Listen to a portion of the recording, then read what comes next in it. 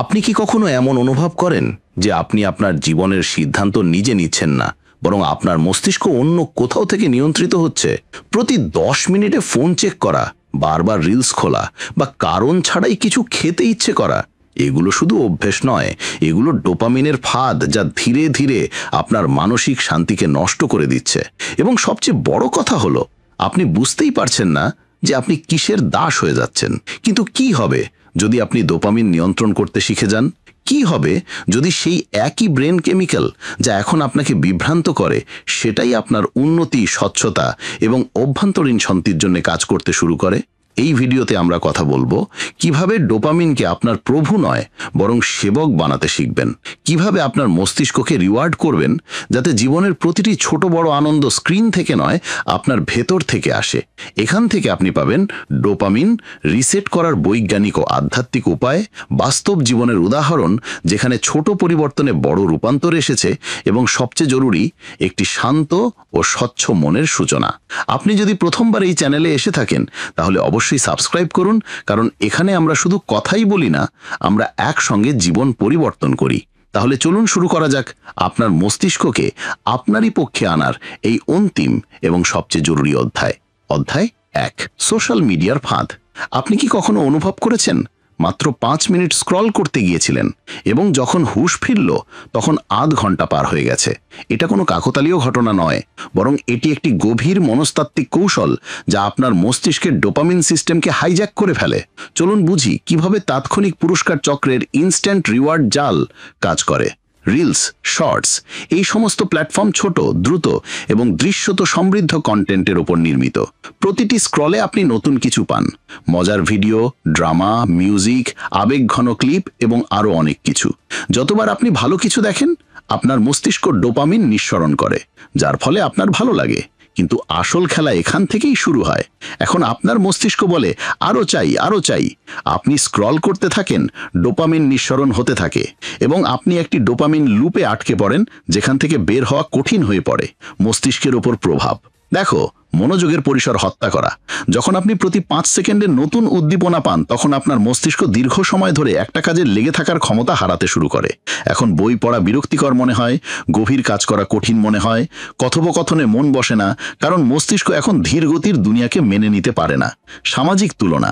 Social মিডিয়ায় সবাই তাদের সেরা মুহূর্তগুলো দেখায়, পারফেক্ট শরীর, বিলাসবহুল জীবন, সফলতার গল্প, এবং তারপর আপনি নিজের বাস্তব জীবনের সাথে তুলনা করতে শুরু করেন, যা ততটা উজ্জ্বল মনে হয় না। এর ফলে মনে একটি সূক্ষ্ম চাপ, উদ্বেগ ও অসন্তোষ তৈরি হয়, যা ধীরে ধীরে আত্মবিশ্বাস এবং ইতিবাচকতাকে ভেতর থেকে ফাঁপা করে দেয়। পালানোর নয়, সচেতনতার সময়। তাহলে কি সোশ্যাল মিডিয়া ছেড়ে দেওয়াই সমাধান? না, সমাধান হলো ইচ্ছাকৃত ব্যবহার। আপনি সিদ্ধান্ত নিন কখন, কতক্ষণ এবং কি উদ্দেশ্যে ব্যবহার করবেন। স্ক্রল করার চেয়ে বেশি তৈরি করার ওপর ফোকাস করুন।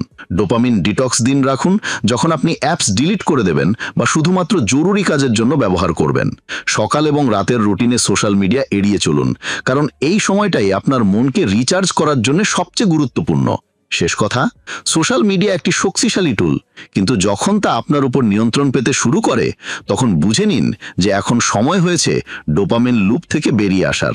আপনার মনোযোগ উদ্ধার করুন, আপনার শান্তি উদ্ধার করুন এবং আপনার মস্তিষ্ককে আবার নিজের নিয়ন্ত্রণে আনুন। অধ্যায় 2, ডিজিটাল মিনিমালিজম।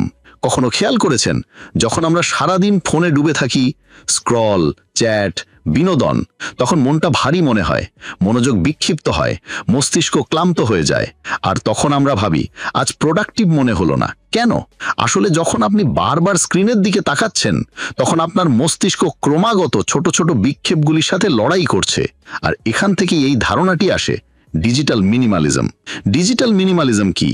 এটি কোনো ডিজিটাল ডিটক্স নয় যা কয়েকদিন পর শেষ হয়ে যায়। এটি একটি স্থায়ী জীবনধারা, যেখানে আপনি ইচ্ছাকৃতভাবে প্রযুক্তি ব্যবহার করেন, প্রযুক্তি আপনাকে ব্যবহার করে না। এর মানে এটা নয় যে আপনি ফোন ফেলে দেবেন বা অফলাইন হয়ে যাবেন, বরং আপনি ঠিক করেন যে আপনি কি দেখবেন, কখন দেখবেন এবং কতটা দেখবেন। কম স্ক্রিন টাইমে কেন মানসিক স্বচ্ছতা বাড়ে? বিক্ষেপ কমে যায়। প্রতিবার ফোন চেক করলে আপনার মনোযোগ ভাঙে। যখন আপনি ফোন দূরে রাখেন, আপনার মন দীর্ঘ সময় ধরে একটি কাজে যুক্ত থাকতে পারে এটাই গভীর মনোযোগের রহস্য। সিদ্ধান্তের ক্লান্তি কমে যায়। প্রতিটি নোটিফিকেশন, প্রতিটি মেসেজ, প্রতিটি পপ আপ একটি ছোট সিদ্ধান্তের দাবি করে। এই মেসেজটা পড়বো কিনা, এটার উত্তর দেব, রিলসটা দেখবো না স্কিপ করব। কম স্ক্রিন টাইম আপনার মস্তিষ্ককে এই ছোট ছোট সিদ্ধান্তগুলি থেকে বাঁচিয়ে দেয়। মানসিক শক্তি সঞ্চয় হয়। শক্তি রিচার্জ। স্ক্রিন থেকে পাওয়া কৃত্রিম ডোপামিন ধীরে ধীরে আপনার স্বাভাবিক শক্তি স্তরকে কমিয়ে দেয়। কিন্তু যখন আপনি নিজেকে প্রযুক্তি থেকে কিছুটা দূরে রাখেন, তখন মন রিচার্জ হয়, যেন ব্যাটারি আবার ফুল হয়ে গেছে। ডিজিটাল মিনিমালিজম গ্রহণ করলে কি পাবেন? শান্ত ও স্বচ্ছ মন, গভীর সুম, সৃজনশীলতায় বৃদ্ধি, নিজের সাথে সংযোগ এবং সবচেয়ে জরুরি সময়, যা আপনি নিজেকে দিতে পারবেন। শুরু করবেন কিভাবে? প্রথমে স্ক্রিন টাইম ট্র্যাক করুন, সত্যের মুখোমুখি হন। প্রতিদিন 1 ঘন্টার জন্য একটি নো স্ক্রিন জোন ঠিক করুন, যেমন সকালের প্রথম ঘন্টা বা রাতের শেষ ঘন্টা। নোটিফিকেশন বন্ধ করুন। রবিবারকে সোশ্যাল মিডিয়া মুক্ত দিন রাখুন। ডিজিটাল কন্টেন্ট কি প্রয়োজন অনুযায়ী ফিল্টার করুন। শেষ বার্তা: প্রযুক্তি খারাপ নয়, কিন্তু চিন্তা ভাবনা ছাড়া তার ব্যবহার আপনাকে ক্লান্ত, দিশেহারা এবং ফাঁপা করে দিতে পারে। ডিজিটাল মিনিমালিজমের অর্থ হলো আপনার মস্তিষ্ককে শ্বাস ফেলার জায়গা দেওয়া, আপনার জীবন থেকে কোলাহল সরিয়ে স্বচ্ছতাকে আমন্ত্রণ জানানো। কম স্ক্রিন টাইম, বেশি স্বচ্ছতা, এটাই আসল মানসিক বিলাসিতা। অধ্যায় 3: শৈশবের ডোপামিন প্যাটার্ন পুনরায় প্রোগ্রাম করা। আপনি কি কখনো ভেবে দেখেছেন যে আমরা কিছু জিনিসের জন্য এত বেশি লালায়িত কেন? যেমন কিছু লোক বারবার স্বীকৃতি চায়, কোনো ছোট সাফল্য পেলেও সোশ্যাল মিডিয়ায় দেখানো জরুরি মনে হয়, অথবা সামান্য একঘেয়েমি আসলেই মস্তিষ্ক বিনোদনের সন্ধানে ছুটে শুরু করে। এসব হঠাৎ করে শুরু হয় না, এর শিকড় অনেক গভীরে, আমাদের শৈশবে। শৈশবে কিভাবে ডোপামিনের প্যাটার্ন তৈরি হয়? যখন আমরা ছোট থাকি, তখন আমাদের মস্তিষ্ক পুরস্কার এবং শাস্তির মাধ্যমে খুব দ্রুত জিনিস শেখে। যদি কান্নার পর মিষ্টি পাওয়া যায়, মস্তিষ্ক শেখে কাঁদলে আনন্দ পাওয়া যায়। যদি একঘেয়েমিতে টিভি দেখা যায়, মস্তিষ্ক শেখে কখনো খালি বসে থেকো না, সঙ্গে সঙ্গে বিনোদন খোঁজো। যদি ভালো নম্বর আনার জন্য প্রশংসা পাওয়া যায়, সেক্ষেত্রে প্রশংসাই আসল সাফল্য। ধীরে ধীরে এই পুনরাবৃত্তিমূলক অভিজ্ঞতাগুলো ডোপামিনের সাথে গভীর স্নায়বিক চক্র তৈরি করে, এবং এই চক্রগুলোই প্রাপ্তবয়স্ক জীবনে আমাদের পছন্দ, আসক্তি এবং অভ্যাসকে নীরবে নিয়ন্ত্রণ করে। এই প্যাটার্নগুলো চিনবেন কিভাবে? আপনার কি বারবার তাৎক্ষণিক পুরস্কারের আকাঙ্ক্ষা হয়? যে কোনো কাজ কঠিন মনে হলেই আপনি ফোনের দিকে ছুটেন? আপনি কি স্বীকৃতির জন্য অন্যদের অনুমোদনের উপর বেশি নির্ভরশীল? আপনি তখনই ভালো বোধ করেন যখন কেউ প্রশংসা করে। আপনি কি একঘেয়েমি বা একাকিত্বকে ভয় পান? যেই খালি বসেন, কিছু উদ্দীপনা প্রয়োজন হয়। যদি এর মধ্যে কোনো প্যাটার্ন বারবার পুনরাবৃত্তি হয়, তাহলে বুঝে নিন শৈশবের ডোপামিন সার্কিট এখনও সক্রিয়। পুনরায় প্রোগ্রামিং নিয়ে 1. সচেতনতা প্রথম পদক্ষেপ। আপনার ট্রিগারগুলির ওপর মনোযোগ দিন। কখন, কিভাবে এবং কেন আপনি কোনো অভ্যাসের দিকে আকৃষ্ট হন। সচেতনতা ছাড়া কোনো রিওয়ার্ডিং সম্ভব নয়। 2. বিলম্বিত পরিতৃপ্তির অভ্যাস করুন। শৈশবে আমরা দ্রুত পুরস্কার পাওয়ার অভ্যাস গড়ে তুলেছি, এখন তার উল্টোটা করতে হবে। যেমন যদি আপনার রিল দেখার তাগিদ হয়, তাহলে 10 মিনিট অপেক্ষা করুন। ধীরে ধীরে আপনার মস্তিষ্ক রিওয়ার্ড হতে শুরু করবে। 3. আভ্যন্তরীণ স্বীকৃতিকে প্রাধান্য দিন। নিজেকে জিজ্ঞাসা করুন, আমি কি খুশি কারণ আমার এই কাজটি ভালো লেগেছে, নাকি কারণ কেউ প্রশংসা করেছে? 4. পুরনো অভ্যাস ত্যাগ করুন এবং নতুন অভ্যাস গ্রহণ করুন। শৈশবের কন্ডিশনিংকে চ্যালেঞ্জ করুন। যদি একঘেয়েমিতে আপনি ফোন তুলে নেন, তাহলে এখন একটি নতুন কার্যক্রম বেছে নিন, যেমন গান শোনা, মেডিটেশন বা হাঁটতে যাওয়া। 5. জার্নালিং করুন। যতবার আপনি কোনো পুরনো প্যাটার্ন লক্ষ্য করবেন, সেটি লিখুন। জার্নালিং আপনার অচেতন চক্র ভাঙতে অত্যন্ত শক্তিশালী। শেষ কথা, এই শৈশবের ডোপামিন প্যাটার্নগুলো কোনো খারাপ উদ্দেশ্য নিয়ে তৈরি হয়নি, সেগুলো ছিল টিকে থাকার কৌশল। কিন্তু আজ যখন আপনি সচেতন এবং বুদ্ধিমান, তখন আপনাকেই ঠিক করতে হবে যে আপনি এখনও সেই প্যাটার্নগুলো দিয়ে চলবেন, নাকি নিজেকে নতুন সার্কিটের জন্য উন্মুক্ত করবেন। আপনি আপনার শৈশবের বন্দী নন, আপনি একটি রিওয়ার্ডিং, সচেতন জীবনের স্রষ্টা হতে পারেন। অধ্যায় 4: বাস্তব জীবনের পুরস্কার। কিভাবে সেট করবেন আপনার অগ্রগতিকে পুরস্কৃত করার স্বাস্থ্যকর উপায়? আপনি কি কখনো অনুভব করেছেন যে আমরা যখন কোনো লক্ষ্য পূরণ করি, যেমন জিমে যাওয়া, কোনো প্রজেক্ট শেষ করা বা কোনো খারাপ অভ্যাস ছাড়া, তখন পুরস্কারের আকাঙ্ক্ষা সবচেয়ে বেশি হয়? কিন্তু প্রায়শই সেই পুরস্কারের অর্থ হয়ে দাঁড়ায়, চলো এবার একটা চিট মিল খাওয়া যাক, অথবা এখন বিনোদন করার অধিকার আছে, অথবা একটু স্ক্রোল করেই নিই। এটাই আসল ফাঁদ। আমরা পুরস্কারের নামে আবার সেই একই ডোপামিন ফাঁদে আটকে যাচ্ছি, যা থেকে বের হওয়ার জন্য আমরা কঠোর পরিশ্রম করছিলাম। তাহলে আসল প্রশ্ন হলো, পুরস্কার নেওয়া কি সত্যিই ভুল? একেবারেই নয়। কিন্তু পুরস্কারের পদ্ধতি যদি অস্বাস্থ্যকর হয়, তাহলে আপনার পুরো বৃদ্ধি সিস্টেমকে দুর্বল করে দেয়। স্বাস্থ্যকর পুরস্কার সিস্টেম কেন জরুরি? ডোপামিনের আসল কাজ হলো আমাদের কাজের জন্য অনুপ্রাণিত করা, শুধু আরামে বসে আনন্দ উপভোগ করা নয়। যখন আপনি কোনো লক্ষ্য অর্জন করেন তখন পুরস্কার একটি সংকেতের মতো কাজ করে, এই কাজটা আবার করো, এটা ভালো। যদি পুরস্কার নিজেই ধ্বংসাত্মক হয় তাহলে আপনি আপনার মস্তিষ্ককে বিভ্রান্ত করছেন। কিভাবে স্বাস্থ্যকর পুরস্কার সেট করবেন? 1. অগ্রগতি ভিত্তিক পুরস্কার, ফলাফল ভিত্তিক নয়। যদি আপনি কোনো কাজে ধারাবাহিক প্রচেষ্টা চালিয়ে যান তবে নিজেকে পুরস্কৃত করুন, যদিও চূড়ান্ত ফলাফল নাও আসে। এতে মস্তিষ্ক প্রচেষ্টাকে গুরুত্ব দিতে শেখে, শুধু ফলাফলকে নয়। 2. দক্ষতা বা অভ্যাস ভিত্তিক পুরস্কার বাছুন। যেমন আপনি টানা 10 দিন সকালে ঘুম থেকে উঠেছেন, তাহলে নিজেকে একটি ভালো বই উপহার দিন। ব্যায়ামের অভ্যাস তৈরি হয়েছে, একটা নতুন ফিটনেস গিয়ার পুরস্কার হিসেবে নিন। 3. ভোগের চেয়ে অভিজ্ঞতাকে গুরুত্ব দিন। পুরস্কার হিসেবে অভিজ্ঞতা দিন, যেমন প্রকৃতির মাঝে হাঁটা, ম্যাসেজ, একা ক্যাফেতে যাওয়া, একটি শান্তিপূর্ণ ছোট ভ্রমণ। বেশি খাওয়া, বিনোদন বা স্ক্রিন টাইম নয়। 4.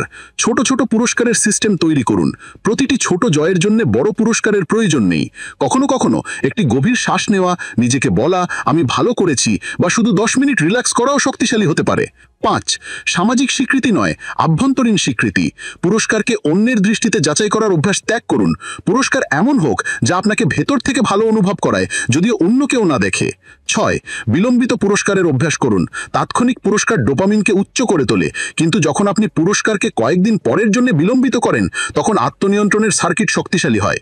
যেমন যদি আমি এই সপ্তাহে 6 দিন শৃঙ্খলাবদ্ধভাবে চলি, তাহলে রবিবার নিজের জন্য একটি মনোমত পুরস্কার পরিকল্পনা করব। শেষে এটাই বুঝুন, পুরস্কার সিস্টেমকে বিচারহীন ভোগের পথ হতে দেবেন না, বরং এটিকে মননশীল উদযাপনের মাধ্যম বানান। আপনার অগ্রগতিকে স্বীকৃতি দিন, কিন্তু সেই একই চক্রে আবার পড়ে যাওয়া থেকে নিজেকে বাঁচান। ডোপামিনের কাজ আপনাকে চালানো, কিন্তু দিক আপনাকেই ঠিক করতে হবে। অধ্যায় 5, ডোপামিন এবং প্রেরণার ডিরেক্ট সম্পর্ক। কিভাবে ডোপামিন ড্রাইভকে পজিটিভ দিকে ফেরানো যায়? আপনি কি এটা কখনো অনুভব করেছেন? যখন কোনো কাজ নতুন বা উত্তেজনাপূর্ণ মনে হয় তখন আমরা প্রেরণায় ভরে যাই, কিন্তু কিছুদিন পরেই সেই একই কাজ বোঝা মনে হতে শুরু করে। এটা কোনো অলসতা নয়, এটা হলো ডোপামিনের খেলা, যা আমাদের নতুন এবং পুরস্কারের পিছনে দৌড়াতে বাধ্য করে। কিন্তু যদি এই ডোপামিন ড্রাইভকে সঠিক দিকে ঘুরিয়ে দেওয়া যায় তাহলে এটাই হতে পারে আপনার প্রোডাক্টিভিটি, মনোযোগ এবং গভীর প্রেরণার সবচেয়ে বড় হাতিয়ার। ডোপামিন কি প্রেরণার জ্বালানি? ডোপামিন একটি নিউরোট্রান্সমিটার যা আমাদের মস্তিষ্কে পুরস্কারের প্রত্যাশার সাথে যুক্ত। যখন আমরা এমন কিছু ভাবি বা করি যা থেকে আমাদের লাভ হতে পারে, যেমন কোনো অর্জন, প্রশংসা, অর্থ বা আনন্দ, তখন মস্তিষ্ক ডোপামিন নিঃসরণ করে। গুরুত্বপূর্ণ বিষয় হলো ডোপামিন কাজ শেষ হবার নয়, বরং কাজের প্রত্যাশায় নিঃসরিত হয়।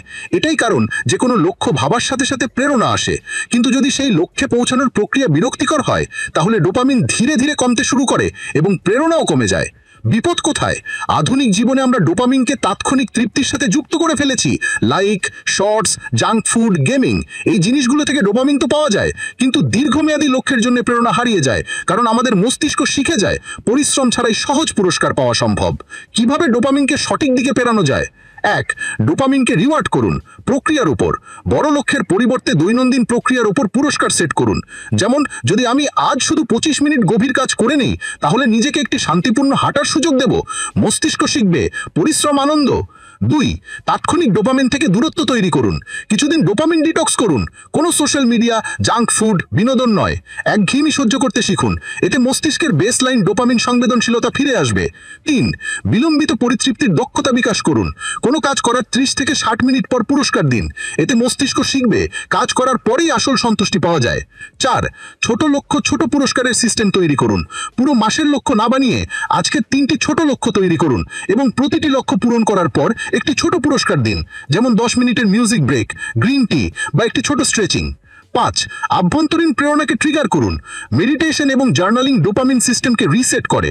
প্রতিদিন সকালে 5 মিনিট বসে ভাবুন, আজকে আমি নিজেকে কোনো একটি কাজ দিয়ে গর্বিত করব। শেষে মনে রাখবেন, প্রেরণা কোনো জাদু নয়, এটি একটি রাসায়নিক প্রক্রিয়া যা আপনি বুঝে নিয়ন্ত্রণ করতে পারেন। ডোপামিনকে আপনার শত্রু মনে করবেন না, তাকে আপনার পথ প্রদর্শক বানান।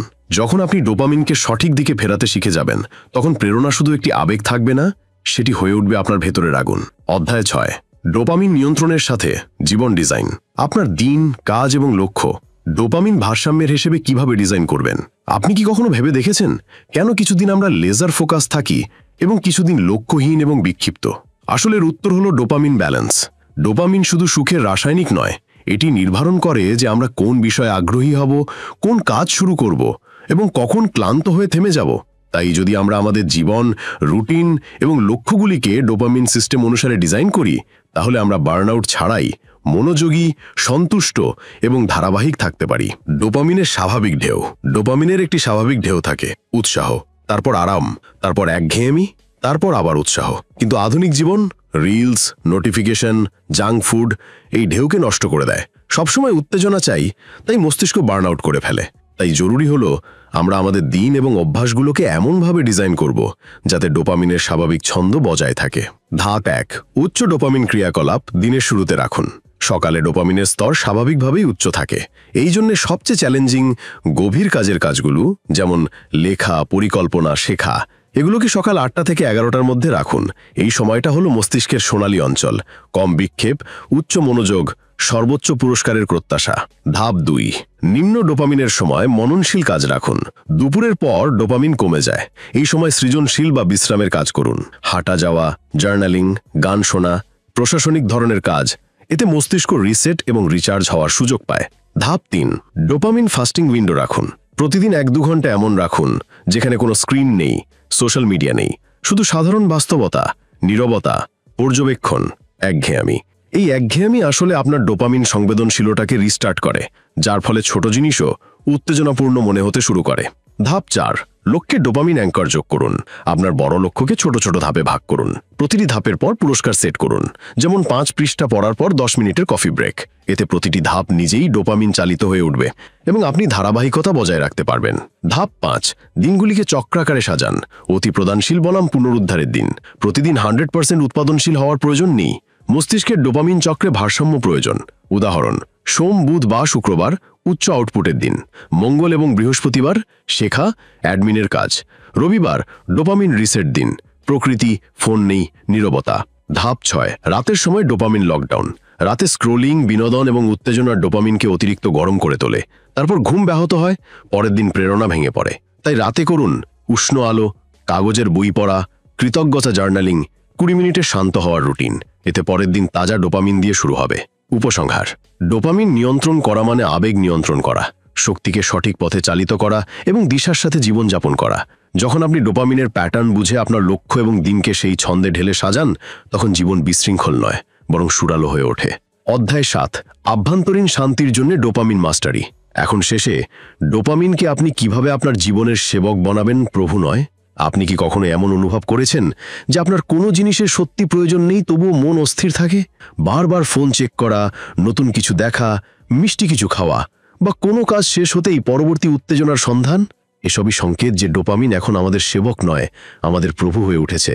কিন্তু সত্যিকারের মানসিক শান্তি, সত্যিকারের স্বাধীনতা তখনই পাওয়া যায় যখন ডোপামিন আমাদের নিয়ন্ত্রণে থাকে। ডোপামিনের সত্য, ডোপামিন ভালো নয়। এটাই তো সেই জ্বালানি যা মানুষকে আবিষ্কার, শিল্প এবং টিকে থাকতে সাহায্য করেছে। কিন্তু সমস্যা তখনই হয় যখন ডোপামিন অনিয়ন্ত্রিত হয়ে যায় এবং আমরা তাৎক্ষণিক পুরস্কারের পিছনে ছুটতে থাকি। এর সমাধান হলো ডোপামিন মাস্টারি। মাস্টারি নীতি 1, আকাঙ্ক্ষার জায়গায় ছশ্বতা। যখনই মন বলবে কিছু তো চাই, কিছু মিসিং আছে, তখন থামুন এবং জিজ্ঞাসা করুন, এই আকাঙ্ক্ষা থেকে আমি কি পাবো? আর এটা আসল প্রয়োজন? ছশ্বতা আকাঙ্ক্ষাকে বিলীন করে দেয়। মাস্টারি নীতি 2, উদ্দীপনার মধ্যে ব্যবধান বাড়ান।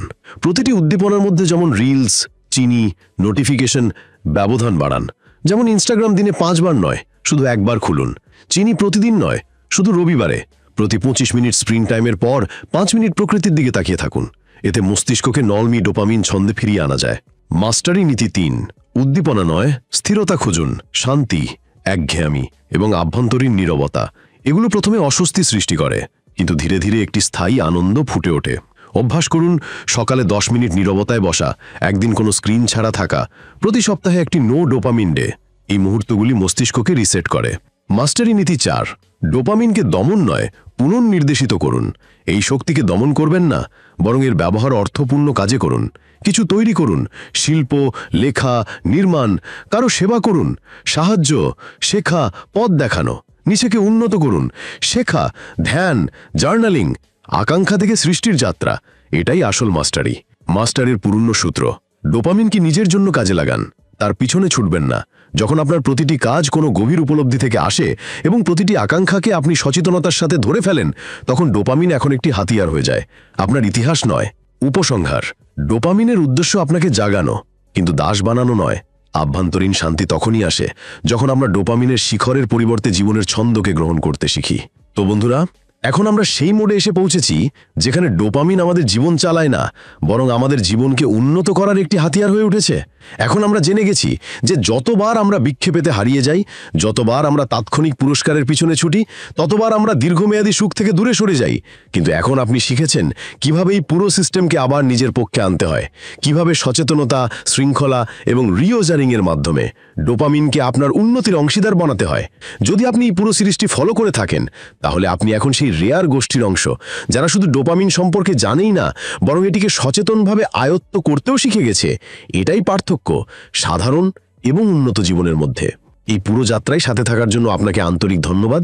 যদি এই ভিডিও সিরিজ আপনার চিন্তাভাবনায় কোনো পরিবর্তন এনে থাকে, তাহলে এটি আপনার এমন কোনো বন্ধুর সাথে অবশ্যই শেয়ার করুন যে এখনও ডোপামিনের চক্রে আটকে আছে।